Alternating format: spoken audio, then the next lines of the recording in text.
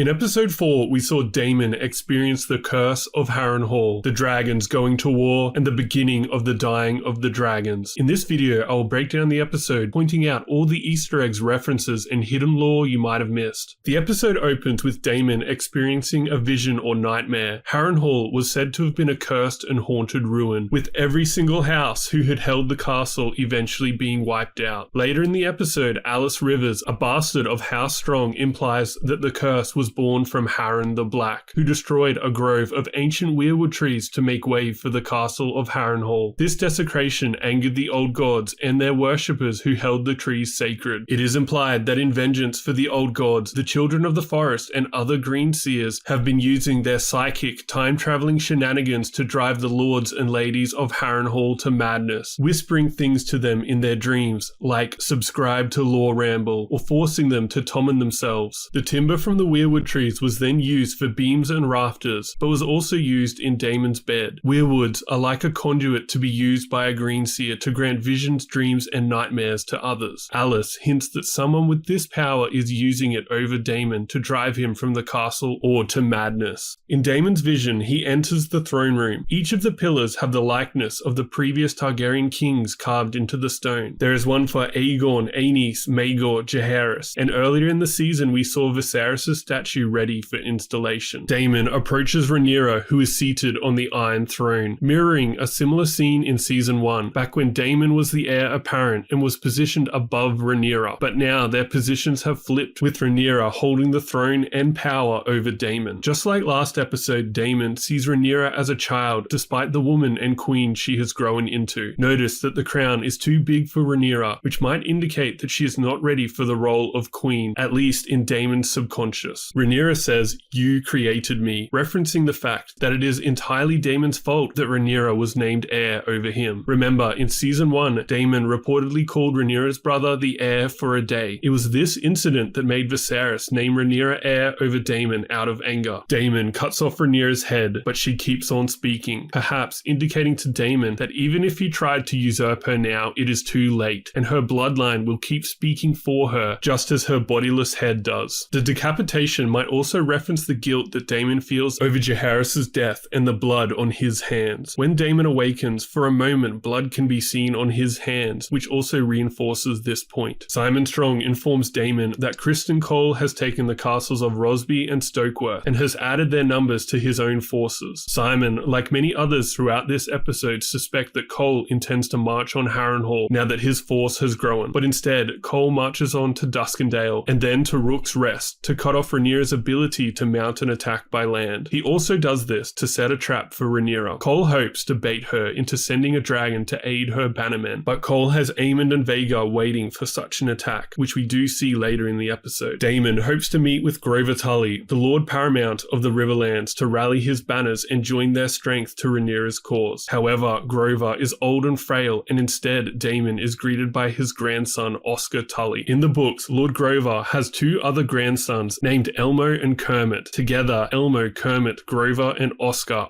all a reference to the Muppet. Daemon is unimpressed by the boy and even suggests for Oscar to kill his grandsire so that he can have the authority to command the Riverlands properly. But the boy refuses. Daemon calls House Tully a fish with no head, meaning House Tully have no leader, which is the reason why House Blackwood and Bracken, who are both sworn to House Tully, feel that they can freely go to war with one another. A strong liege lord would never allow his vassals to go to war with each other. Daemon recognizes this, so instead he summons House Blackwood to help him claim the Riverlands. Daemon figures that if they were bold enough to go to war without their liege lord's permission, they will be bold enough to make the choice to fight for him and Rhaenyra. Back on Driftmark, Rhaenys meets Alan of Hull. Although she does not outright state the fact, it is clear that she knows that Alan is Corlys' bastard son, meaning Adam, who we also met this season, is another of Corlys' children. Despite this, Corlys does not recognize them as his own. In the books, Corlys claims that the boys are actually the sons of Laenor Velaryon. Back in King's Landing, Alicent plays with Viserys' model of Velaryon the Black Dread, but she drops it, breaking the wing. Back in Season 1, Viserys broke the model in a similar similar way, but Alicent had it repaired. Fixing Viserys' Warhammer model really helped in convincing him to pick Alicent as his new wife. The broken Balerion also symbolized how Alicent was going to fix Viserys' line of succession and give him more dragon riders. However, now the dragon, just like the line of House Targaryen, remains broken beyond repair. Alicent has Maester Orwyle prepare a moon tea. Moon tea is a herbal medicine used to prevent pregnancies. In Season 1, Rhaenyra was given the tea after it was thought she had slept with Daemon, but in reality she had clapped cheeks with Sir Criston Cole. Now Alicent drinks the same tea after sleeping with the same man. Moon tea can have some dangerous side effects. When Lysa Tully was young, she tricked a drunken Littlefinger into sleeping with her. Lysa became pregnant and told her father, but Hoster Tully felt that Littlefinger was too low-born, so forced her to drink moon tea. Lysa almost died after drinking the medicine, and some fans speculate that the tea is the cause of Lysa's erratic behavior. Could Alicent also be slowly turned to madness after she consumed this tea? Meanwhile, Cole sieges and submits Duskendale. Cole promises that along with houses Rosby and Stokeworth, House Darkland can earn back their honor by joining their strength to his army. Say what you will about Cole, but his strategy does have its merits. Notice how he positions houses Darkland, Rosby and Stokeworth at the front of the army, while his main force follows safely from the rear. Cole uses these houses that had shown signs of treachery as cannon fodder, ensuring his loyal forces suffer less casualties. Lord Darkland, who Cole executed, was the father to Steffon Darkland, one of Rhaenyra's Kingsguard. Lord Darkland calls Cole Kingmaker. In the books, it was Cole who really pushed Aegon to become king, which earned him the moniker of Kingmaker. In the show, it is more of a case that Cole is forcing these houses to submit to Aegon, thereby making Aegon king through force. Back in King's Landing, Aegon finally realizes that he is nothing more than a figurehead and holds no real power. Aemond reveals that he and Cole have been making war plans in secret. Aemond further questions Aegon's command and decision-making skills, speaking to his brother in High Valyrian, the language of their forebears, but Aegon struggles to respond and is humiliated, which might be Aemond getting back at his brother for constantly teasing and humiliating him during their childhood. To Aemond, knowledge of the histories, culture of Valyria, and martial prowess are key requirements of a leader and king. In Season 1, Aemond had believed himself to be a far better candidate to be king than Aegon. Back in Harrenhal, Daemon has another vision. At first, he thinks he is stalking Aemond through the blackened corridors, but it is actually himself. Aemond and Daemon are mirrors of each other, both second sons who desired to escape their brother's shadow. They both crave war. Both have killed kids, and both will stop at almost nothing to get closer to the Iron Throne. All this sets up the fact that the pair are destined for a clash. When Daemon rushes to confront the Spectre, he officially meets Alice Rivers, a bastard of House Strong. It is clear Alice knows more than she is letting on about the old gods, the weirwood trees, and their magic. She is likely the one manipulating Daemon through these visions. House Strong had blood of the first man after all, and she could have the magical potential within her blood to be a green seer. Daemon awakens and finds himself in the middle of speaking with Willem Blackwood. This is the same Blackwood that we saw kill that Bracken heckler back in Season 1, while Willem was trying to win Rhaenyra's hand. In the midst of the meeting, Daemon sees his second wife, Laena. Daemon has guilt over her death. Back in Season 1, Laena had wanted to return to Driftmark to give birth to their third child, but Daemon refused. Instead, Laena had complications during childbirth that led to her Tommening herself. Had Daemon allowed the family to return to Driftmark, it is possible their maesters might have had a better chance at saving her and the child. Through all of these visions, Daemon's guilt is being used to torture him, forcing him to second-guess his decisions and causing him to become even more unhinged. Back in King's Landing, Aegon gets sloshed during a council meeting. Now that he understands he has no real power, he has no interest in their words, so he returns to his chambers where he finds his mother trying to find evidence of the Song of Ice and Fire. Instead of reassuring her son, Alicent chastises Aegon. She thinks that he should have sought counsel from her and Otto and allowed them to rule, which is probably the reason why Aegon was never given any preparation to become king. Aegon is clearly hurt by these revelations, which prompts him to do something reckless. Aegon mounts his dragon Sunfire and flies off to war. He is likely hoping to earn the respect of his mother, brother, and the small council through the glory that victory would earn him. On Dragonstone, Rhaenyra finally returns and is now sure that war is the only path forward. She also finally agrees to unleash the dragons. Jace wants to go, but instead Rhaenys volunteers. Rhaenyra finally tells Jace about Aegon's dream, time. In the background of this scene, we see a dragon skull. This is Meraxes, the dragon of Rhaenys Targaryen, who was one of Aegon the Conqueror's sister wives. Meraxes was shot out of the sky by a scorpion bolt during the conquest of Dorne, which is why the eye socket is so damaged. At Rook's Rest, we get the mid-season climax. Cole sieges the castle, hoping that Rhaenyra would send her dragons to defend her vassal. When Meleys arrives, Cole sends up the signal so that Aemond and Vhagar, who are lying in wait, can spring the trap. But Aemond sees Aegon and Sunfire have also arrived, so he waits to join the fight. Aemond probably hopes that Aegon would die to Meleys, so that the throne could pass to him. Sunfire and Meleys meet, and it is clear right away that Meleys, being larger and more experienced, has the upper hand. However, that's when Vhagar finally arrives. At this point in history, Vhagar is the largest dragon in Westeros, and as he flies over the battlefield, he is a sight to behold. Aemond unleashes dragonfire upon Aegon and Rhaenys, but Aegon takes the main brunt of the inferno, leading to Sunfire and Aegon falling to the earth. Rhaenys and Meleys look to be escaping, but at the last minute they turn back to face Vhagar. Rhaenys probably hopes to wound the massive beast just enough for another one of Team Black's dragons to take him out in the future. Notice she clips herself into the saddle, ensuring that she does not fall. I am glad that they included this. It is a nice nod to the books, where dragon riders would literally chain themselves to their saddles. This element also hints towards the importance of the tether in a future battle. In the book, the whole battle is presented a little bit differently. Both Sunfire and Vhagar were part of Cole's ambush plan, and when all three dragons get entangled in midair, they end up crashing to the ground. Only Vhagar comes away unscathed. Meleys lays dead, and Rhaenys' blackened and burned body is found close by. Both Aegon and Sunfire survive the crash, but are grievously wounded. Sunfire suffers a half-torn wing, but Aegon is left in a worse state, with broken bones and severe burns to his body. In the show, Aegon survives the fall, but the severity of his wounds is unclear. When Cole arrives at the crash site, Aemond has his sword drawn, seemingly ready to kill Aegon, so that he can become king. Whether he was doing this to finally get rid of Aegon, or to put his brother out of his misery is unclear. Aemond is called away by Cole, but picks up the Valyrian steel dagger on the way, which symbolizes that he is now Team Green's king.